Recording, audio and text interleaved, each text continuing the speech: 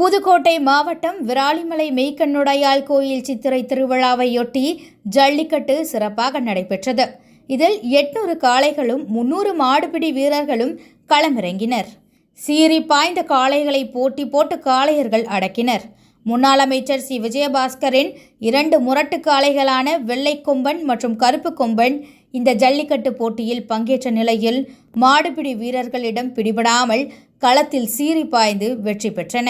இந்த 2 காளைகளின் தோரணை மற்றும் கம்பீரத்தை கண்டு காளையர்கள் மிரண்டு போனார்கள்.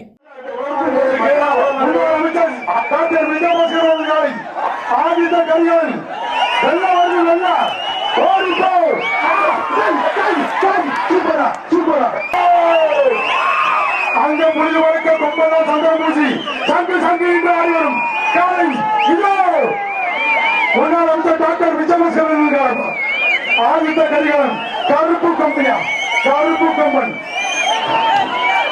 போய் முடிச்சா ஒன்றோடி விட்டா rowdy rowdy rowdy super super super